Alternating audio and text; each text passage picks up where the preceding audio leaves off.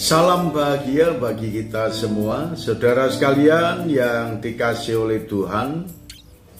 Pada saat-saat yang membuat kita bahagia ini, marilah kita senantiasa merenungkan kebenaran firman Tuhan dengan pokok bahasan nasihat yang timbul dari hati nurani yang murni.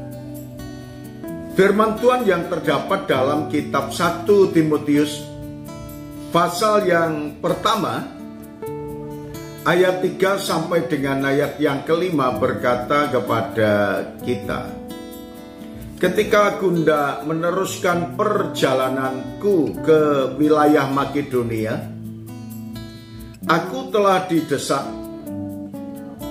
dan aku telah mendesak engkau supaya engkau tinggal di Efesus dan menasihatkan orang-orang yang tertentu agar mereka jangan mengajarkan ajaran lain ataupun sibuk dengan dongeng dan silsilah yang tiada putus-putusnya, yang hanya menghasilkan persoalan belaka dan bukan tertib hidup keselamatan yang diberikan Allah dalam iman. Tujuan nasihat itu ialah kasih yang timbul dari hati nurani yang murni dan dari iman yang tulus ikhlas. Saudara sekalian, berkaitan dengan nasihat yang timbul dari hati nurani yang murni, seperti apa?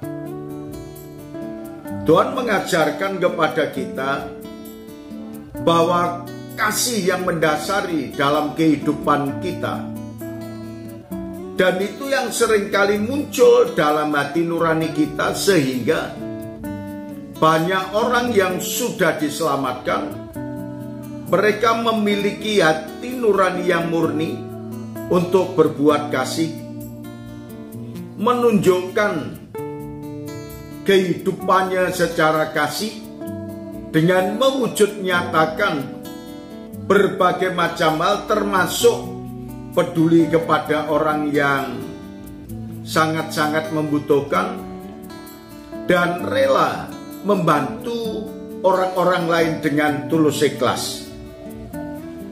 Tetapi saudara sekalian, ada orang-orang yang mengaku percaya kepada Tuhan Yesus, tetapi tidak hidup dalam pengajaran Kristus. Justru sebaliknya, dia sibuk dengan dongeng-dongeng, dia sibuk dengan mengatur silsilah-silsilah yang tiada putus-putusnya, dan mereka sibuk untuk memikirkan dirinya sendiri dan mencari segala sesuatu yang dapat memuaskan kehidupannya secara pribadi. Tetapi saudara-saudara, mereka tidak tertib dalam hidup secara rohani.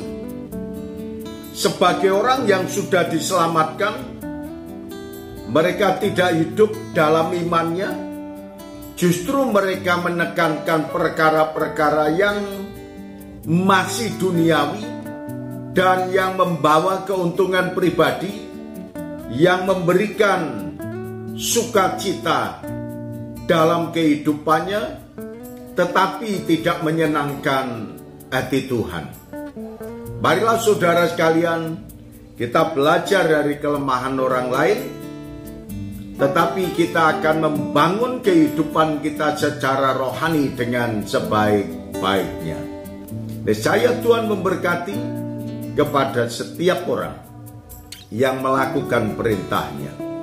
Terima kasih Tuhan Yesus, kami mengucap syukur firman-Mu ini. Dalam nama Tuhan Yesus kami berdoa. Amin.